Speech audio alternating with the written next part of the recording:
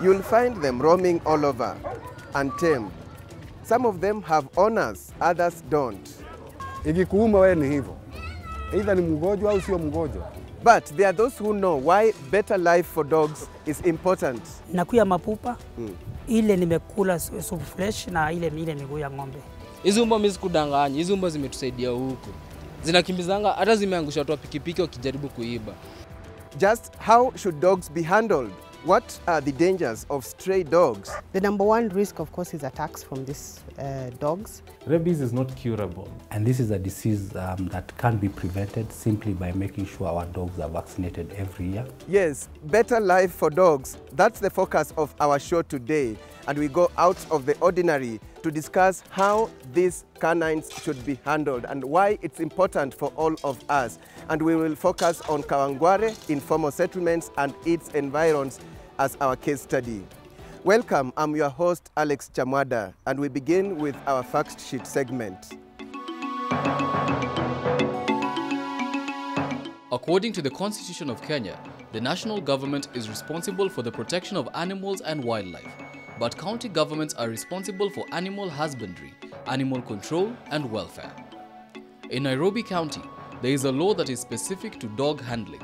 It is known as the Nairobi City County Dog Control and Welfare Act of 2015. It seeks to license all dogs within the city boundaries. It is a public health measure that seeks to ensure all dogs are vaccinated against rabies, which globally is considered one of the most fatal zoonotic diseases. According to the new city regulations, vaccination is now a key consideration for anyone who wants to keep any pet.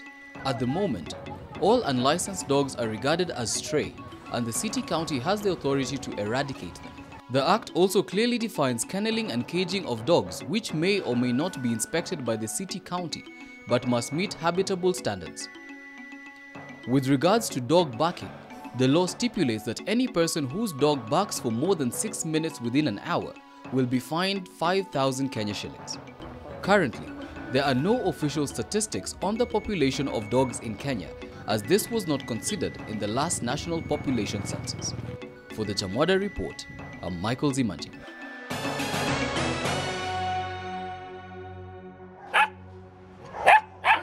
Man's best friend, but are human beings treating the animal friendly? With Kawangware as a case study, one easily comes across roaming dogs during the day and at night. Some of the area residents told us that they've learned to live with the roaming carnivores as friends. Mpaka tuziangalia hata ukikuja kukula keja kobambo na zipe. Hizo mbwa mimi sikudanganya, hizo mbwa zimetusaidia huko. Zinakimbizanga hata zimeangusha watu wa pikipiki wakijaribu kuiba. However, there are those who see the dogs as a menace. Hizi umbwa asionagi daktari. Juu ni umbwa ya kurandaranda. Ikikuuma wewe ni hivyo. Either ni mgonjwa au sio mgonjwa. Wewe utabeba hiyo mzigo peke yako. Ni vyema siondolewe. In the neighboring Dagoretti area near the slaughterhouse, there are many roaming dogs too. Here we are told the population is high because the dogs have access to leftovers from the slaughterhouses. Peter Chalo is a dog owner. He says although his dogs roam around, they are well taken care of. Hata ile ugali nakula napika. Nikiona inaanza kelele najonga iko na njaa. Kwa hivyo hata mimi nasema iongezewe nini? Ugali. Iongezewe maji ya ugali fresh. So which nikiulizwa kwa nini inaongezewa fresh badala ya kununulia ni mapupa huko. Nakuya mapupa. Ile nimekula soup fresh na ile miguu ya ng'ombe. Sasa ingine nasanya na kuja. Sasa hiyo ugali nikiipatia anaweza tengeza kasupu kidogo nichanganyishie. Kwa hivyo kila moja naiwekea kando. He keeps the dogs for security. Hapa kuna na wizi mingi sana. Hata saa nyingine mchana kama uko na kuku zako umefungia unaweza zitokea zimeibiwa. And Abraham Otieno, a garage operator in Kawangware, says he keeps the dogs for company and security. We treat them normally on a monthly basis. Yeah, have one of the guys come from there dealing with dogs. So he normally comes for vaccinations and just normal checking in monthly basis. Diana Onyango, the executive officer of the Kenya Society for the Protection and Care of Animals, a charity organization that works on upholding the welfare of animals, says most roaming dogs or stray dogs have their owners.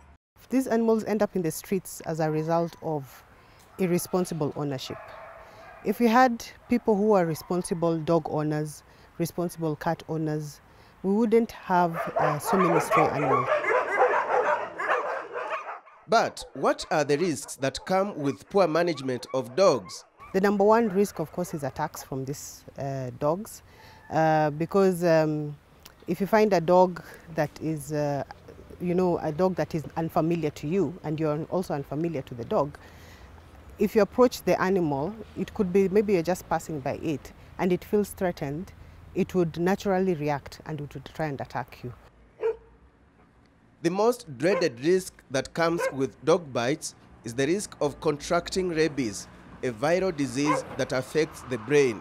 Rabies is not curable because rabies will kill you within 10 days once you start showing symptoms. I mean, cases happen almost every day in this country. As a unit, we have tracked cases in areas like Siaya. We've followed people who were bitten by dogs, and then they got sick, got admitted in the hospital, and they died. Dog bites are common in crowded areas and rural areas where the population of dogs is high. Kenya is regarded as a rabies endemic country, meaning that we always have the virus circulating within the population of dogs in our country.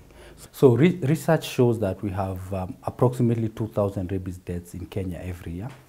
And this is from active surveillance studies. Our surveillance system gives a much less figure, and this is because rabies is a neglected disease that mainly affects people who are poor. But it is not just through a dog bite that one can get rabies. What matters is the exposure on the skin. So because the rabies virus infects you when it gets the nerves. So the exposure on the skin, it can happen even from a scratch or from a leak of an exposed skin. So the virus is normally in the saliva of the dog or a cat, and when you're bitten or you're licked, that virus now gets into your body. So when this happens, there are three things that we advise people to do. The first thing is to wash the wound. This is the most important first aid upon a dog bite. Washing the wound for 10 to 15 minutes with water and possibly soap or iodine, whichever is available. If those are not available, water alone. But that alone is not enough. From there, you have to go to the hospital or the health center where you can get now the rabies vaccine. It has to be given immediately after a bite. Because if people delay to get the vaccine, then this virus can get into the nerve. And once it gets the nerve, it will move slowly to the brain. So depending on where you are bitten, if you're bitten close to the brain, then that happens really fast. Experts say the solution to the risks lies in better lives for dogs, meaning if dogs are treated better, human beings would live with them without any fear. And all that is linked to animal rights, or what is known as animal freedoms, and dogs are no exception. Tennyson Williams, the director of the Africa Office of World Animal Protection, expounds on the animal freedoms the organization and other stakeholders are advocating for. If you have a dog, please be prepared to feed that dog. Be prepared to provide comfortable shelter for the dog. Yes, freedom from hunger and thirst. And dogs need not just food, but a balanced diet.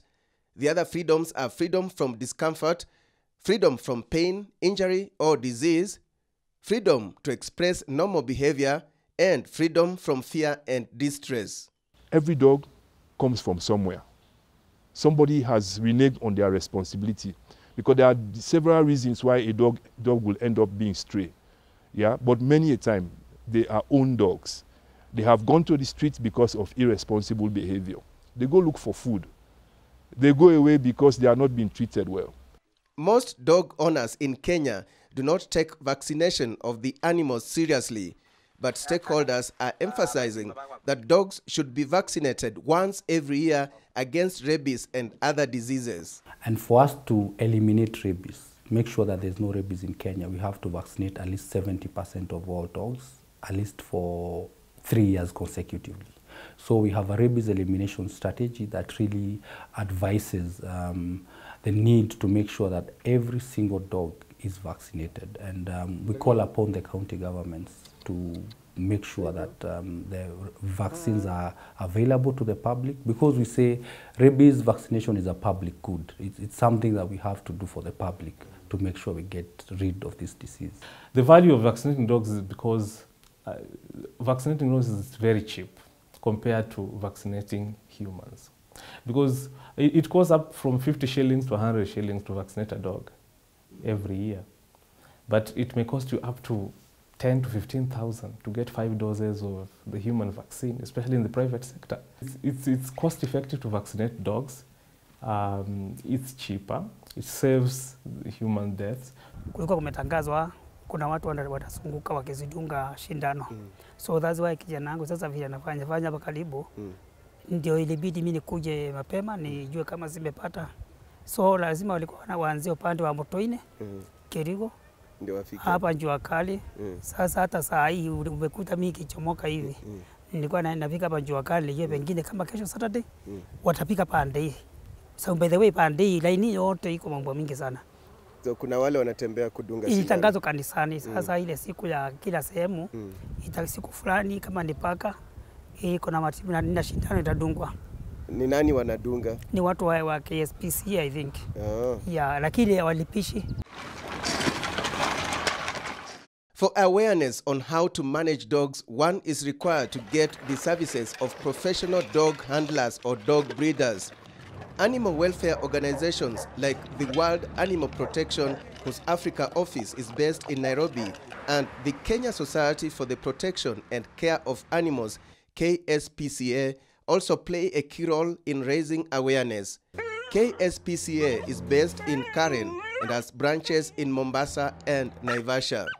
And we run what we call spay and neuter campaigns. These are basically campaigns on neutering animals. This is a surgery that is done to stop dogs and cats from getting more puppies and kittens. So we do that as a way of reducing the stray animals that we see in the country. Dog handling, dog vaccination, dog population management, all of these issues constitute the approach that we have been using. And we have vaccinated quite a number of dogs here in Kenya through our partnerships with county government like Makueni, the Kenya Veterinary Association, and other bodies who are well-meaning. To manage dogs better, it is important to have statistics, yet the dog population in Kenya is unknown. The numbers we have are normally from regional census or mini-census or studies. So we know that in some areas like in Makueni, for every 5 to 7 people there's a dog. In areas like in Siaya, for every 8 people there's a dog. So using those statistics, you can actually say for every Kenyan, maybe for every 8 to 10 Kenyans there's a dog. The dog population is currently estimated at, I think, about 100 million all over Africa. That's the estimated population. Now, if we coexist, humans coexist with dogs, and our population is projected to double, maybe it sounds to reason that the dog population will also double by that time. So imagine we don't treat our dogs seriously now when we have about 100 million. By the time we get 200 million dogs, it will be more serious. On that note, we take a short commercial break. We have more on the dangers of poor handling of dogs in a moment. Welcome back. On this show today, we are discussing handling of dogs, better life for dogs, and why we should care. Statistics indicate that countries that have managed to eradicate rabies have a history of good management of dogs. If you compare, for example, Kenya and a country like the UK where they have virtually no rabies, you'll see like in a country like the UK, you cannot walk outside your house with your dog unchained. But the minute you walk out of your gates outside Nairobi, you have the probability of encountering a roaming dog, and you do not know the status of this dog, you don't know who owns the dog. That's why we have a big problem with rabies, because of the way we treat and handle our dogs. According to our strategy, the rabies elimination strategy, which is 2014 to 2030. And why 2030? 2030 is the global goal of eliminating rabies in the world. So the entire world, we want to eliminate human deaths from rabies by 2030. So the disease may still be in dogs, but we want to stop deaths, because every year there are about 60,000 deaths from rabies alone in the world. And so we want by 2030 to eliminate this disease in humans. So it means 0 human deaths by 2030. So as Kenya, we've adopted the same goal. And our main strategy is vaccinating dogs, because this is a dog disease. The disease starts from dogs. It is against this background that the World Rabies Day is marked every year on the 28th of September. So the World Rabies Day is a day that was set aside to bring focus and attention to rabies. Rabies is generally neglected in nature. It does not get the attention it deserved among our policymakers, among the country's leadership, and generally, most parts of the world, you find there's very little talk of rabies as compared to other diseases, like what we call the big three, as compared to things like malaria, HIV, and TB. So World Health Organization and other organizations that work with rabies decided to set aside a day to make the world remember there's a disease called rabies, and to bring it to attention the plight of the poor and the rural population that really gets affected by rabies. This year, the theme of World Rabies Days is to share the message and save a life. That is the theme. Share the message, save a life. So if we share the message about dogs, why it's important to take care of dogs, why it's important to vaccinate them, we will be addressing the rabies problem, and you'll be saving a life. Every one of us, if we put our efforts together and build the movement, the world will be a better place. 2030, 0 deaths from rabies, it's achievable. Last week the veterinary man came and he instructed us we are supposed to follow the procedure, which is coming back on 15th this month, to give us way forward. Yeah, we're in the process of inquiring the license for the dogs. Mimi siwezi ona uzuri ya hizi umbwa. Kuna hata kwa security hakuna. Kwa sababu hii umbwa ni ya kuradarada mtaani. Hizi umbwa inaweza kukuuma. Ujui mwenyewe ni nani. Kama wewe mwenye umbwa, weka umbwa kwako. Juu utaishughulikia kama ni dawa na kuzuia isiume mtu kwa barabara. Lakini huwezi kusema umbwa ni yako na bado inatembea huko jiani. Hizi ziumi zingekuwa zimetutoa hapa mbio. Hizi mpaka uchokoze ama kuwa mlevi. Na kama ikujui, hiyo itakutoa mbio. So what should be done about stray dogs? Is the Kenya Society for the Protection and Care of Animals the place for such dogs? We actually don't go around picking stray dogs. I know that's the notion that people think that we do. If we were to do that, we would have over 1,000 dogs in this place. Currently, we have around 140 dogs at the shelter here, and already we are strained. Our resources are strained. This is financial, food, and space, and even veterinary care, because we have to meet all those needs for the animals that we bring here.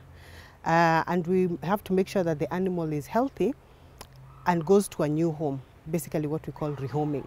So when we bring it here, you know, if it was sick, we make sure it's fully treated, vaccinated, we neuter it before it goes to a new home.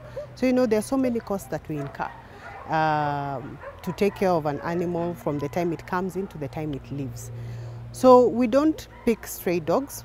What we do, if a stray dog is maybe injured or looks very sick, that's when we come in and we pick it and we bring it here for treatment.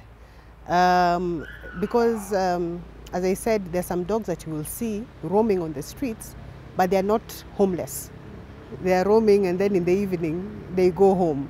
So unless it's a situation where we know, we've worked at some schools where they say there's some dogs that come into our school compound and they pose a risk to the students.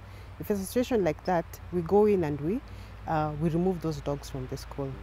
Yeah, but just dogs that are roaming on the streets, no, unless it's in distress. Again, if one wants to keep a dog, it is advisable to get one from a professional breeder. KSPCA, on the other hand, deals with rehoming dogs that have been rehabilitated. Yes, if one wants a dog, please come here. Don't buy dogs from the streets. Because those dogs that are sold in the streets, number one, are not vaccinated. So most of the time when people buy them and they take them home, the dogs come down with 1 or 2 diseases. And in the end, you end up spending so much money catering for the veterinary bill that will come along with that. We advise people, come to KSPCA. You'll get a dog that is fully vaccinated and that is neutered at a really minimal cost of 8,000 shillings. And you'll be assured of a friendly dog, because we also make sure that the dogs that we rehome are friendly dogs that can relate well with children, and they'll be good family dogs. We should be worried when we are around dogs that behave abnormally. Maybe they're excessively friendly and they were not like that before, or they fear people, they're fearful, or they have excessive salivation, or they bite people, which is the commonest that we know. So you'll see most of the dogs with rabies will bite people without provocation. In conclusion, experts say better lives for dogs will eradicate the risks that come with poorly managed dogs.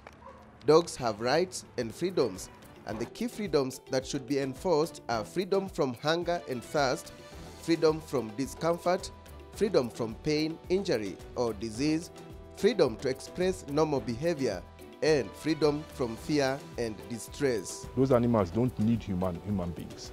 It is us who need them. We need them for hunting, we need them for security, we need them to get companionship from them. What really do these dogs take for benefit from us? All we need to do is to take care of them using those 5 freedoms. That's all we had time for, and we are glad you found time to watch the show. But this discussion, Better Life for Dogs, continues next week. Find us in Rehoming County, where area residents have received rare training on handling dogs. Until then, I'm your host, Alex Chamwada, and bye-bye for now.